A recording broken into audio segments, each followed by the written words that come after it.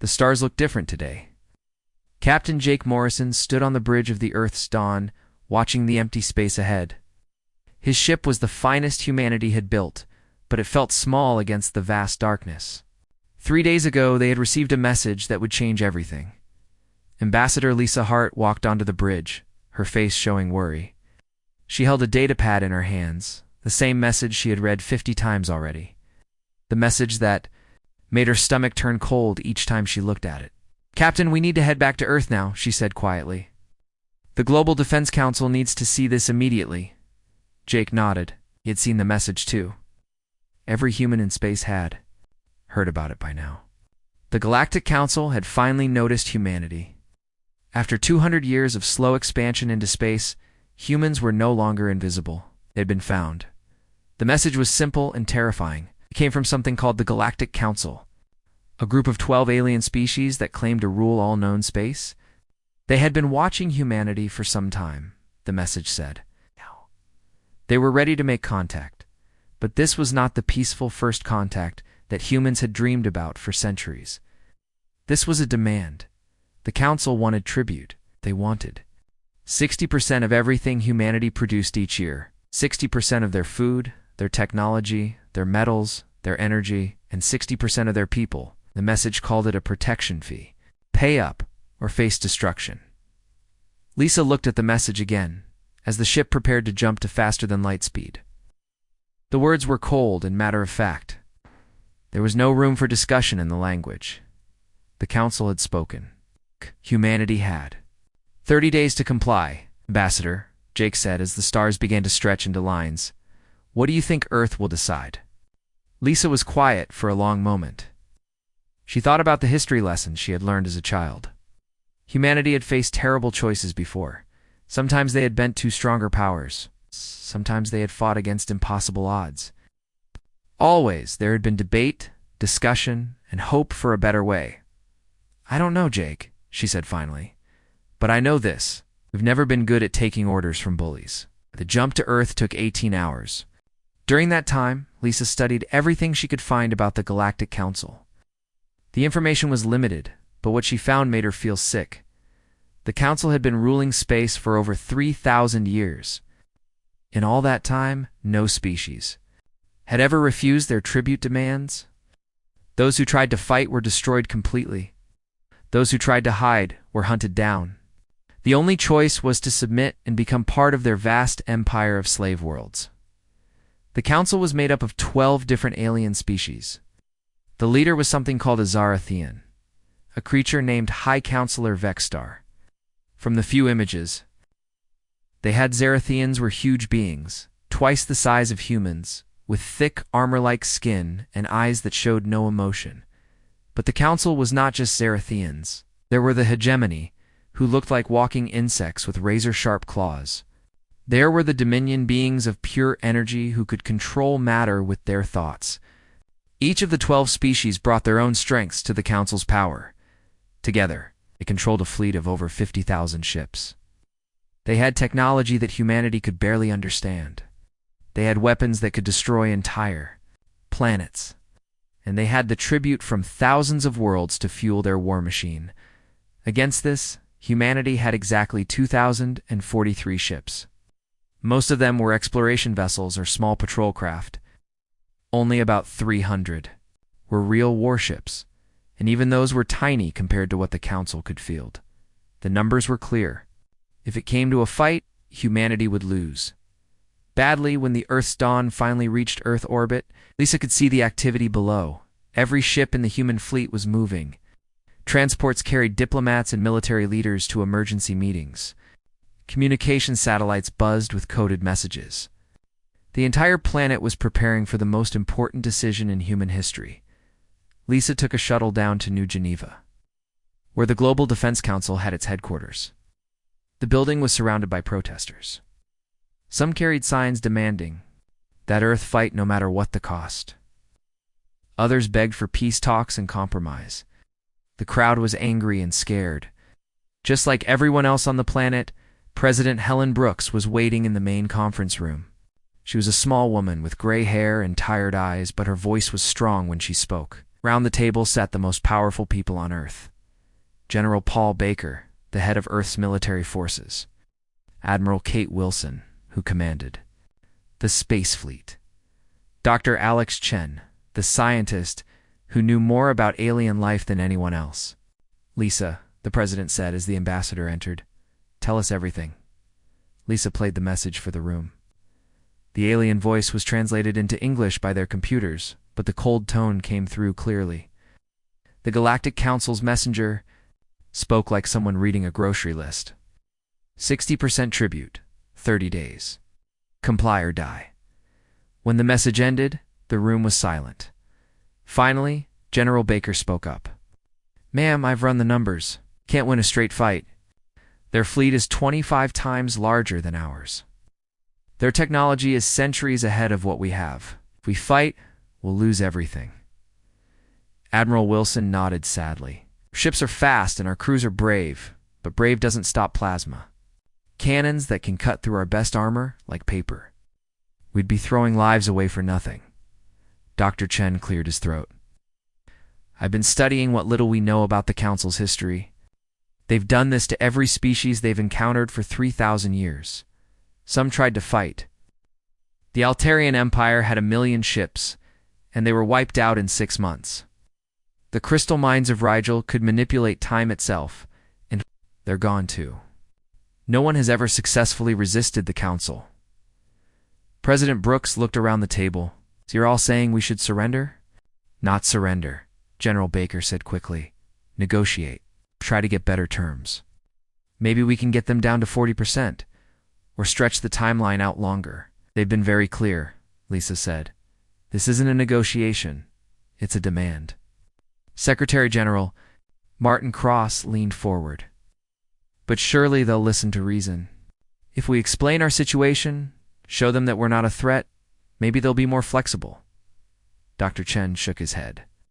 "The Council doesn't see us as people to negotiate with. They see us as resources to be harvested. To them, we're no different from cattle." The discussion went on for hours. Some argued for trying to hide, moving human settlements to remote parts of space where the Council might not find them. Others wanted to try diplomatic solutions, sending gifts and messages of peace. A few suggested that humanity should submit, completely hoping to earn better treatment through cooperation. But as the debate continued, one thing became clear. Every option they discussed had the same result. Humanity would become slaves to the Council, just like every other species in the galaxy. Outside the conference room windows, Lisa could see the lights of the city. Millions of people going about their lives, not knowing that their freedom might end in 30 days. Children playing in parks, students going to school, workers building the future they hoped to live in. All of it might be taken away by creatures who saw humans as nothing more than animals to be farmed. As the meeting broke up for the night, President Brooks pulled Lisa aside. "What do you think we should do?" she asked quietly. Lisa looked out at the city lights again. "I think about my grandfather," she said. "He fought in the Third World War when I was little. I asked him once why he didn't just surrender when the odds were against him. You know what he told me?"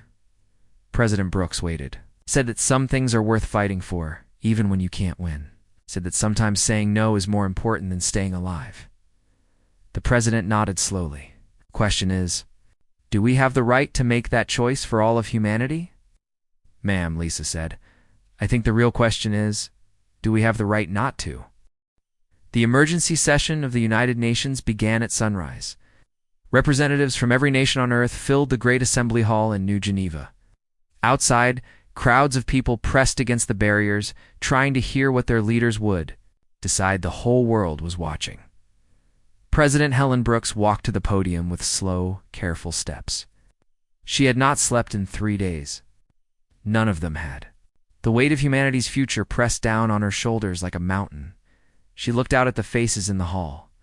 These people represented 8 billion human beings. Farmers and factory workers, teachers and doctors, children who were just learning to walk, elderly people who had lived through wars and disasters and hoped to die in peace.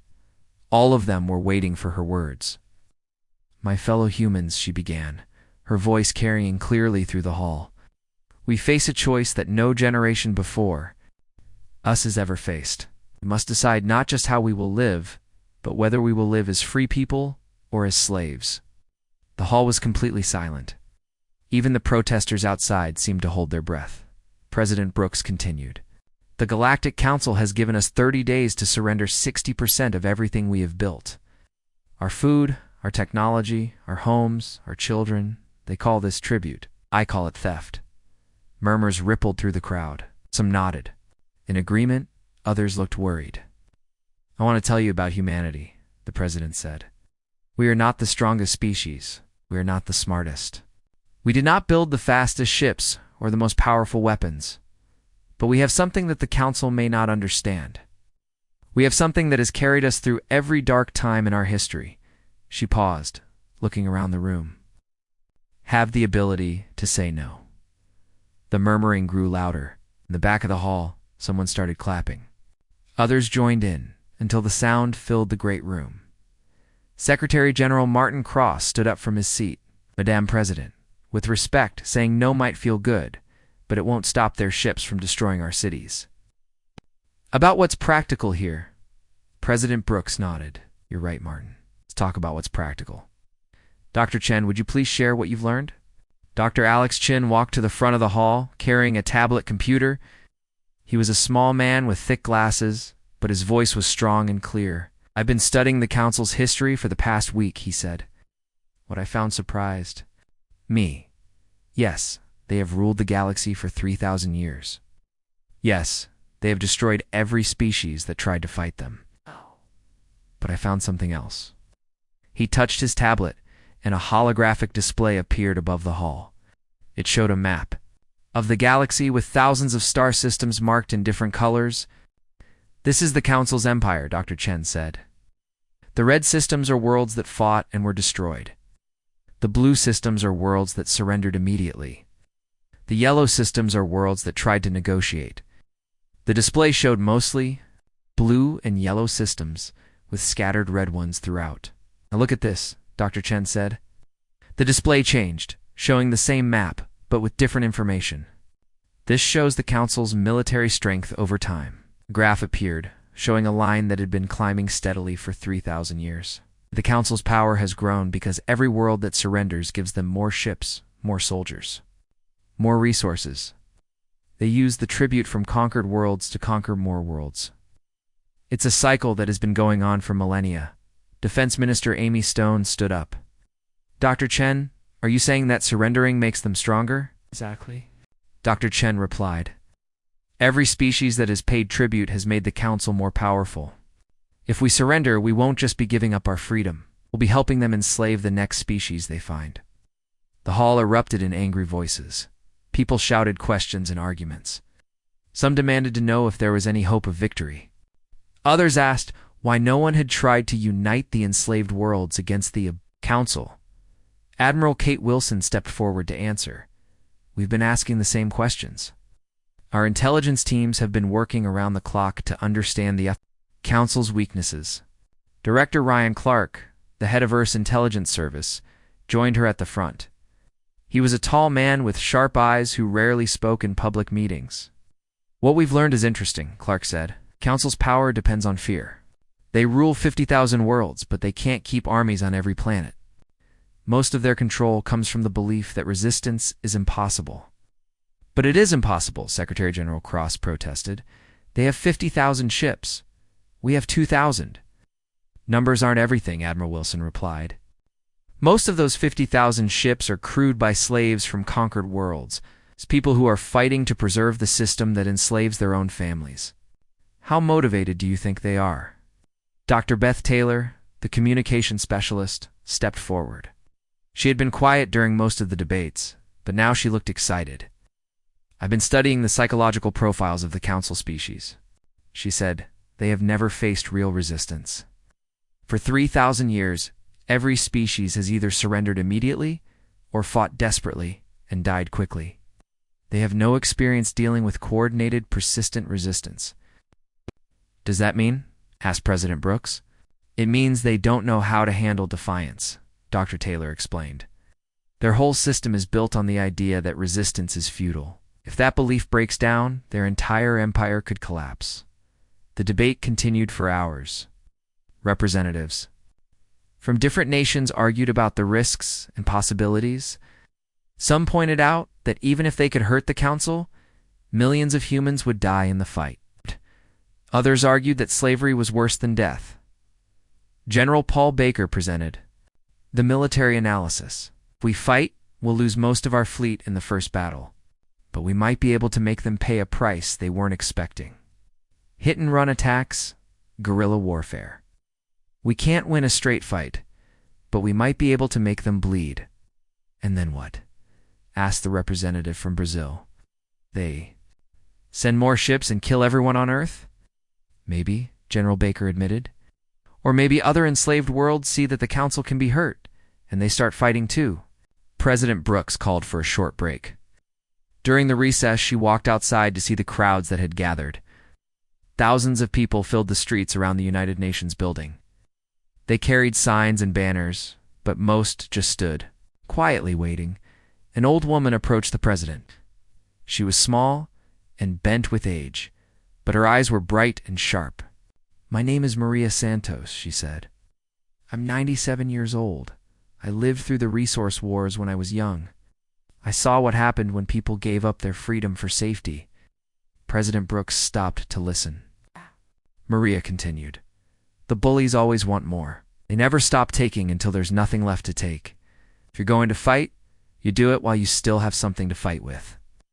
When the session resumed, President Brooks shared what the old woman had told her. The hall was quiet as she spoke. "We have a choice," the president said. "We can surrender now and hope the council treats us well. We can try to negotiate and hope they'll accept less than they're demanding.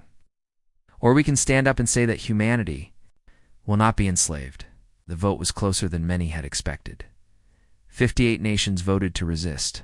34 voted to try negotiation first. 30 voted to surrender immediately, but the majority had spoken. Humanity would not bow down to the Galactic Council as the session ended. President Brooks announced that Earth's response would be delivered personally to the Council within 1 week. Ambassador Lisa Hart would carry humanity's answer to the alien rulers who thought they owned the galaxy. That night, as news of the vote spread around the world, something interesting happened. In cities and towns across Earth, people began gathering in public squares. They didn't protest or riot. They just stood together, quietly, as if they were drawing strength from each other. Children, who were too young to understand the politics, knew that something important was happening. Old people who had lived through humanity's darkest hours nodded with approval. Workers left their jobs early to spend time with their families. Humanity was preparing for war, but they were also preparing for something else. They were preparing to show the galaxy what it meant to be human. The Council had demanded tribute. Earth's answer was being prepared, and for the first time in 3,000 years, someone was going to tell the rulers of the galaxy exactly what they could do with their demands. The journey to Nexus Prime took 7 days.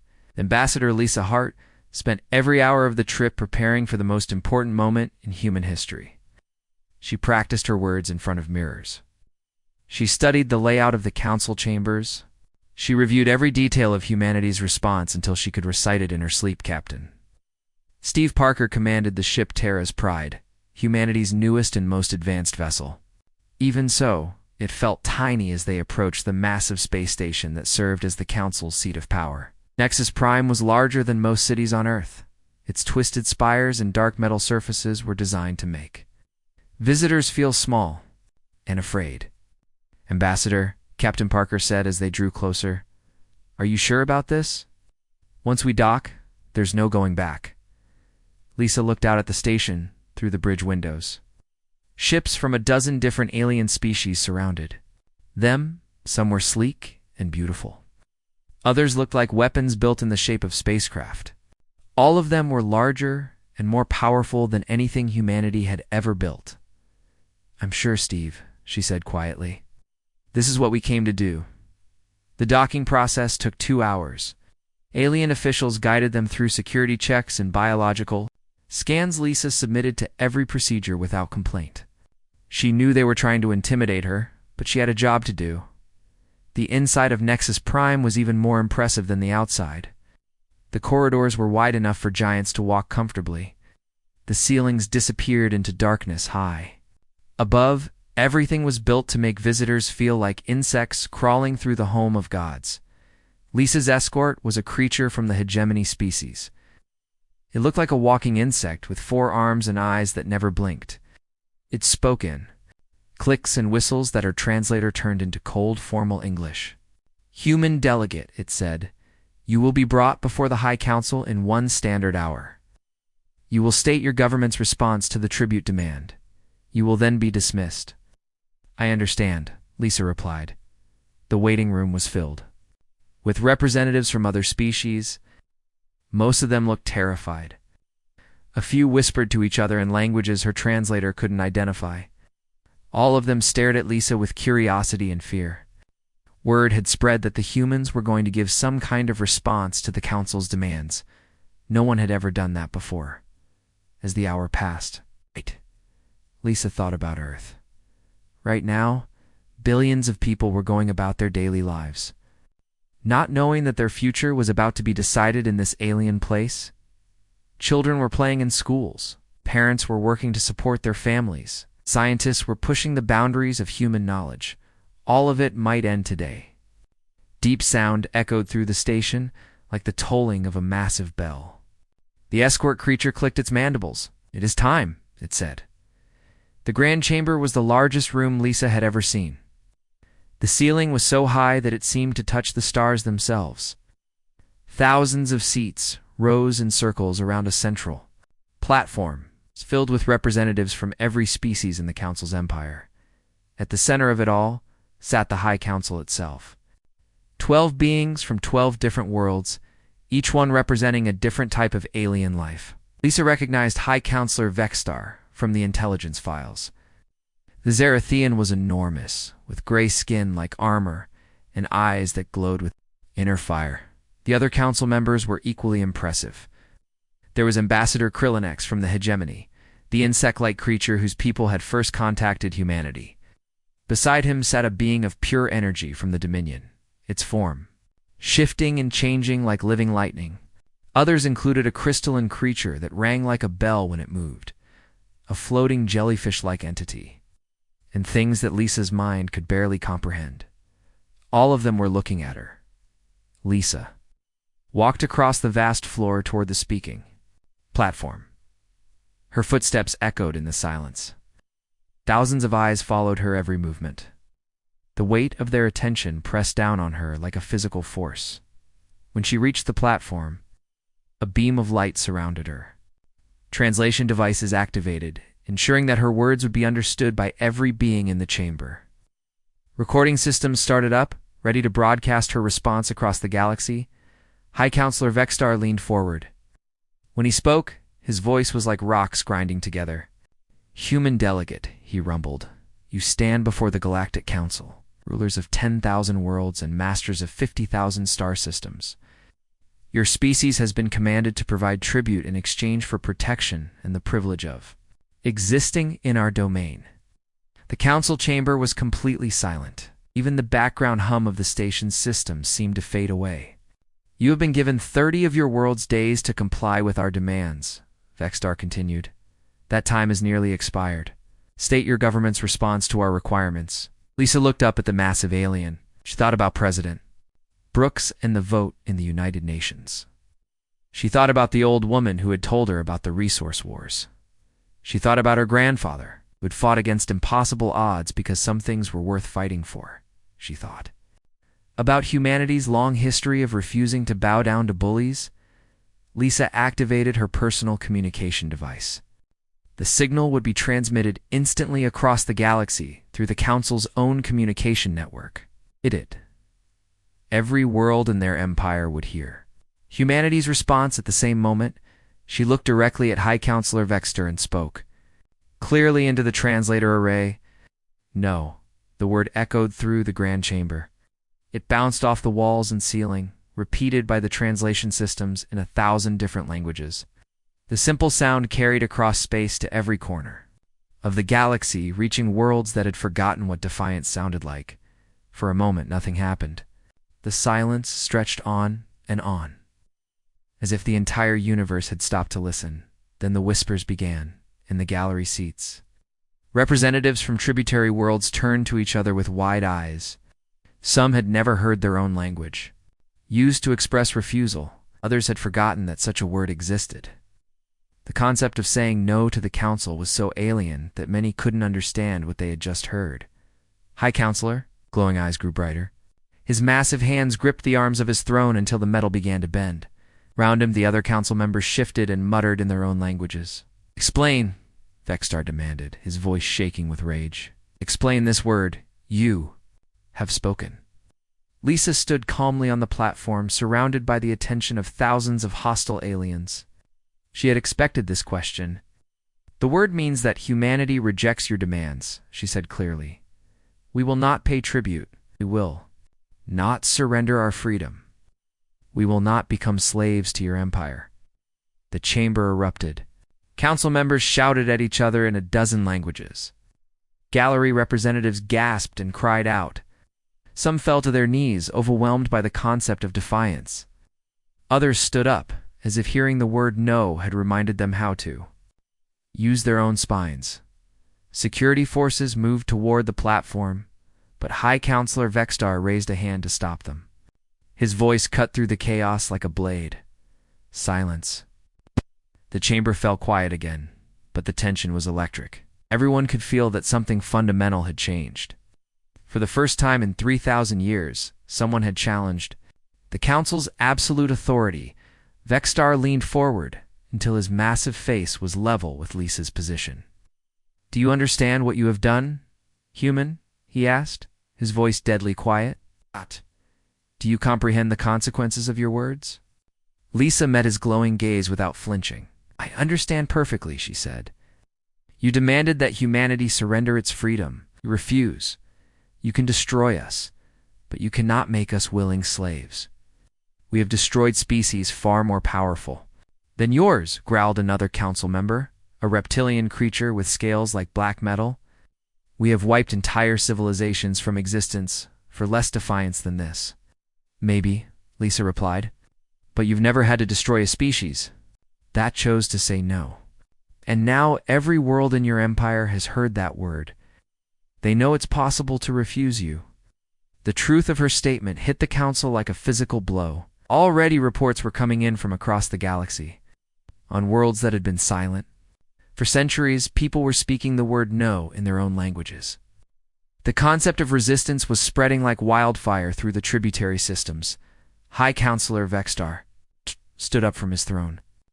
His massive form towered over the platform where Lisa stood. "You have signed the death warrant for your entire species," he said. "We will make an example of humanity that will be remembered for 10,000 years. Your world will burn, and your people will scream, and every other species in the galaxy will remember the price of defiance." Lisa nodded calmly. "That's your choice," she said. "But you should know something. Humanity has a saying. We've had it for thousands of years, long before we knew you existed." She paused, making sure her words would be recorded clearly. "Give me liberty, or give me death." The words were translated and broadcast across the galaxy. On a million worlds, beings who had never heard of liberty began to wonder what it meant. The idea spread through the tributary systems like a virus, infecting minds that had been carefully conditioned to accept slavery. The word spread faster than light itself. Within hours of Ambassador Lisa Hart's declaration, every corner of the galaxy had heard humanity's response. The Council's own communication network carried the message to worlds that had been silent for centuries. On the mining planet Kepler-4 for 2b. Deep beneath the surface, Thonian workers stopped their digging. Elder Zephyros, his blue skin marked with scars from decades of forced labor, looked up at the cave ceiling as if he could see through rock and space to the distant council chambers. "Did you hear that?" he whispered to the younger workers around. The word no had been translated into their own language. But most of the Thonians had never heard it used that way before. For 30 years, since their failed rebellion, the concept of refusing the council had been forbidden. Children grew up not knowing the word existed. "What does it mean, Elder?" asked a young female named Kirillin. She had been born after the rebellion, raised in the mines from childhood. Zephyros closed his eyes and remembered his father, who had died fighting council ships above their homeworld. He remembered what freedom felt like before the tribute demands came. "It means," he said slowly, "that someone finally remembered how to stand up." Similar scenes played out across the galaxy. On the ocean world of Aquatica, the jellyfish lake, Kalari floated in their underwater cities, discussing the strange concept in their musical language. They had surrendered to the council without a fight 500 years ago, choosing slavery over destruction. "The humans said no," sang one. Of the elders, her bioluminescent body pulsing with excitement, "they actually said no to the council." "They will be destroyed," replied another, his colors flashing with fear. "The council has never been refused before," maybe the elder sang back. "But they said it. Someone finally said it." The reaction on the council worlds was very different. In the great towers of the Zorathian homeworld, military commanders gathered in emergency sessions. General Morthok, a veteran of countless campaigns against rebellious worlds, studied tactical displays with growing concern. "This is worse than a military threat," he told his assembled officers. "This is an idea. Ideas spread. Ideas inspire. If other worlds start thinking they can refuse us, ... He didn't finish the sentence. Every commander in the room understood the implications. The council's empire was built on fear and resignation. If that foundation cracked, everything could collapse. On Nexus Prime, the council itself was in chaos. High Counselor Vexstar had called an emergency session immediately after the humans left. The 12 alien leaders argued in a dozen languages, their translator systems struggling to keep up. "We must strike immediately," demanded War Master Sektar of the Dominion. His energy form crackled with anger. "Every moment we delay, more worlds hear about this defiance. We need to make an example that will last for millennia." Intelligence. Director Sonara of the Shadow Collective disagreed. Her species looked like living darkness, and her voice was like cold wind. "If we attack too quickly, it will look like desperation. The tributary worlds might think we're afraid of one small species." "We are not afraid," roared Vexter. Ow! But the director is correct. We must handle this carefully. If we appear to be panicking, it will only encourage more resistance. The debate continued for hours, but reports kept coming in from across the galaxy. On world after world, the subject populations were talking about the humans. The word "no" was being whispered in languages that hadn't used it for centuries. On Earth, President Helen Brooks watched the intelligence reports with a mixture of pride and terror. Humanity had made their statement, but now came the consequences. "How long before they attack?" she asked General Paul Baker during their emergency briefing. "Our best estimate is 72 hours, Baker replied. "They'll want to mobilize their full strength for this. They can't afford to look weak in front of the tributary worlds." Admiral Kate Wilson was coordinating the defense preparations. "We've positioned our fleet throughout the solar system. Hit-and-run tactics, just like we planned. We can't win, but we can make them pay for every mile." Dr. Alex Chen had been monitoring alien communications. "The interesting thing is what's happening on the tributary worlds. Some of them are asking questions for the first time in generations. Few have even stopped sending their regular tribute shipments." Director Ryan Clark looked up from his intelligence reports. "It's bigger than that. We're picking up encrypted communications between resistance groups on at least 40 worlds. They're talking about coordinated action." "Resistance groups?" President Brooks asked. "I thought the Council had crushed all resistance decades ago." "They thought so too," Clark replied. "But it turns out that when you enslave people for long enough, some of them start planning for the day they might be free again." Ow. The most surprising developments came from the Council's own military forces. Fleet Captain Turquan of the Hegemony Naval Division received orders to prepare his ships for the assault on Earth. His crew was mostly Thonians and Kalari, beings from worlds that had been conquered generations ago. As Turquan read the orders to his senior staff, he noticed something he had never seen before. Some of his officers were looking at each other with expressions he couldn't identify. It took him a moment to realize what he was seeing. Hope. "Sir," said his weapons officer, "a Thonian named Veltar. Are we really going to attack a world for refusing to become slaves?" The question hung in the air like a live explosive. Turquan had never been asked anything like it before. In the council, military orders were followed without question. The concept of moral choice had been bred out of the tributary species long ago. "Those are our orders," Turquan said carefully. "Yes, sir," Veltar replied. "But the humans aren't threatening anyone. They just said they won't be slaves. Is that really something we should punish them for?" Similar conversations were happening on ships throughout the council fleet. Crews that had been conditioned to obey without question were suddenly asking questions. The simple word "no" had planted a seed in minds that had been carefully kept barren. Back on Earth, strange ships began arriving in the outer solar system. Not council vessels, but small, primitive craft from the tributary worlds. The first was a converted mining ship. From the Thonian resistance, Elder Zephyros himself was aboard, along with 200 volunteers. "Human Fleet Command," came the transmission. "Translated by Earth's computers, this is the Free Thonian ship Liberty's Dawn. We request permission to join your defense." Admiral Wilson stared at the communication in disbelief. "Are you saying you want to fight alongside us?" "We're saying," replied Zephyros, "that 30 years ago we forgot how to say no to the council. Today we remember." More ships followed. Kalari vessels that looked like swimming creatures made of metal. Crystal ships from the Rigel system, piloted by beings of living mineral. Refugee fleets from a dozen worlds, all converging on the solar system. Most of the ships were small and poorly armed. Many were civilian vessels with improvised weapons. But their arrival changed everything. Humanity was no longer alone. Dr. Beth Taylor monitored the psychological impact across the galaxy. "It's exactly what we hoped for," she reported to President Brooks. The Council's power was built on the belief that resistance was impossible.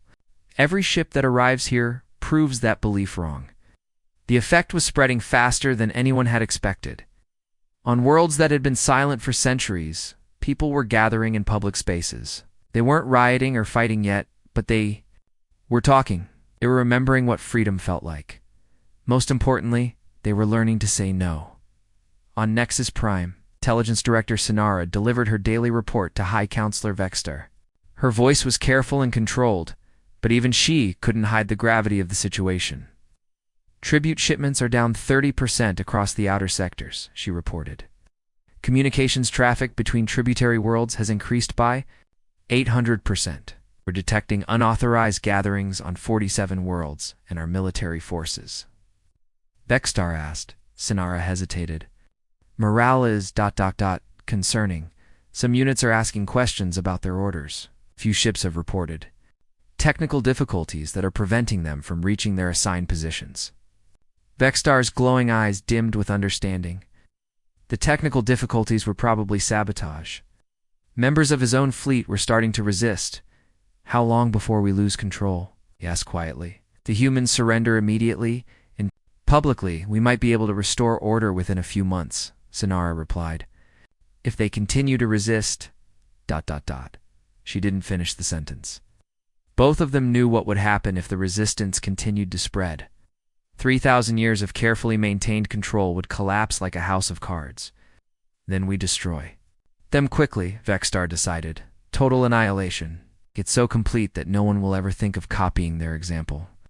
But even as he gave the orders, Vextar could feel his empire beginning to crack. The humans had done something that no weapon could accomplish. They had given the galaxy an idea. The idea that saying no was possible, and ideas once released were impossible to contain. The Council fleet arrived like a storm made of metal and fire.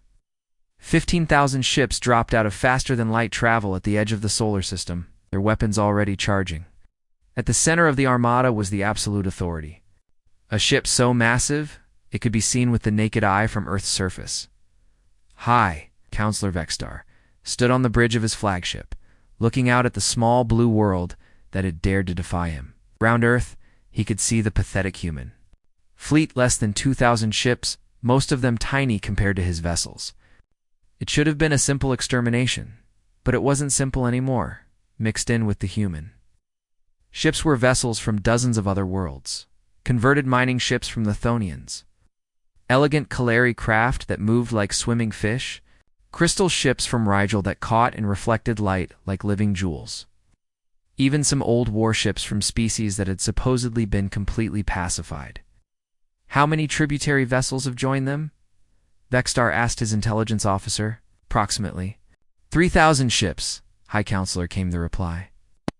More are arriving every hour. Vextar's massive hands gripped the command rail until it began to crack. The sight of enslaved species fighting alongside the humans was worse than any weapon they could have used against him. It meant his empire was already dying. Admiral Kate Wilson commanded the human defense from the Bridge of Liberty's dawn. Around. Her officers from a dozen different species worked together at control stations. Elder Zephyros served as liaison to the Thonian ships. Commander Solara of the Kalari had brought tactical knowledge gained from centuries of fighting Council forces. "They're moving into attack formation," reported Captain Steve Parker from his scout ship. "The big one is staying back, but the smaller ships are spreading out to surround us." "How small is small?" Wilson asked. "It's only about 3 times the size of our largest ship." Parker replied with dark humor. The battle began at the edge of the solar system, near Neptune. Human ships darted between the massive Council vessels like angry hornets, firing quick bursts and then racing away before the enemy could respond.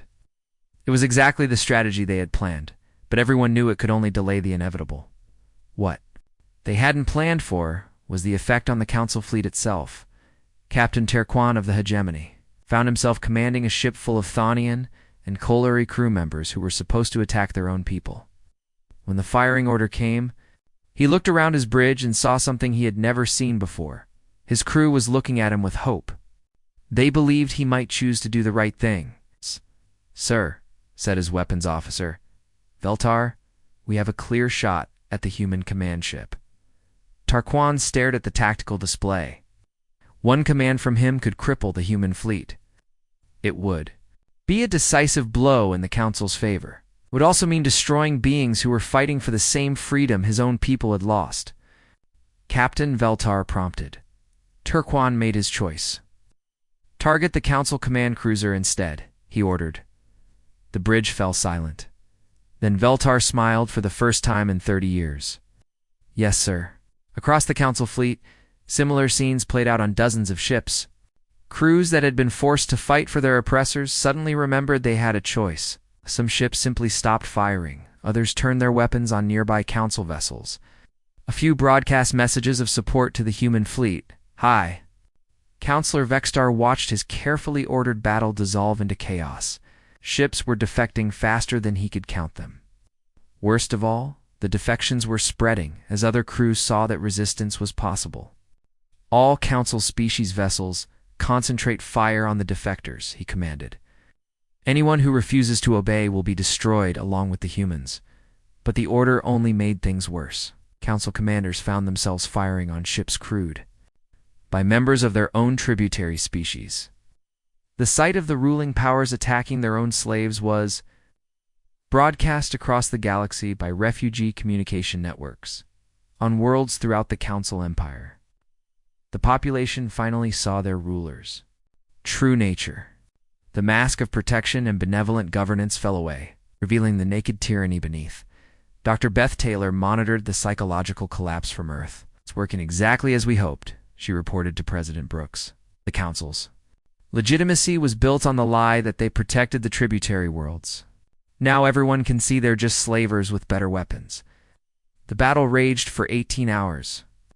Human and allied ships fought with desperate courage, knowing they were outnumbered but refusing to surrender. They used every trick they could. Think of ramming attacks, suicide runs, coordinated swarms that overwhelmed individual Council ships. But the tide truly turned when Ambassador Lisa Hart made another broadcast. Speaking from Earth's surface, she addressed not the Council leadership, but their enslaved crews directly. Her words were transmitted on open channels, reaching every ship in the system. To all beings fighting in the Council fleet, she said, "You are not our enemies. You are victims of the same tyranny we're fighting against. Your families are enslaved. On tributary worlds, your children grow up in chains. You fight to preserve the system that enslaves you." She paused, letting her words sink in. "But you have a choice. Right now, in this moment, you can choose freedom. You can choose to say no to your oppressors. You can choose to fight for yourselves instead of fighting for your masters." The effect was immediate and devastating. Entire squadrons of Council ships stopped fighting. Some turned their weapons on their command vessels. Others simply powered down their weapons and drifted away from the battle. Within hours, 15,000 ship armada had become a scattered collection of confused, demoralized forces. Many ships were still loyal to the Council, but they were now vastly outnumbered by defectors and neutrals. High Counselor Vexstar realized his position was hopeless. His flagship was surrounded by former allies who had turned against him. His empire was collapsing not from military defeat, but from the simple realization that his slaves outnumbered their masters. "Retreat," he ordered with bitter rage. "Loyal forces, retreat to Nexus Prime." But even as his remaining ships prepared to leave, Vexstar knew the retreat wouldn't save him. The idea of resistance had spread too far. Across the galaxy, tributary worlds were declaring independence. The 3,000-year-old empire was crumbling in a matter of days. Captain Jake Morrison, now promoted to admiral, watched the Council ships disappear into faster-than-light travel. Around him, the combined fleet of humans and aliens celebrated their impossible victory. "How many worlds have declared independence?" asked Dr. Chen. "Over 400 so far," Chen replied with amazement. "And the number is growing every hour. Some entire sectors are breaking away from Council control." President Brooks addressed the galaxy from the United Nations building. Her speech was broadcast on every frequency, carried by relay stations on liberated worlds throughout space. "Today the galaxy learned something that was almost forgotten," she said.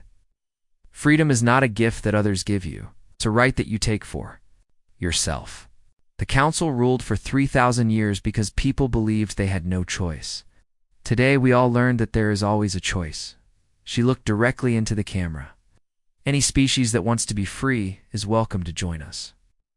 Any world that chooses independence will have our support. But we will not rule you, and we will not demand tribute from you. Freedom means the right to say no, even to us." In the months that followed, the Galactic Federation was born from the ashes of the Council Empire.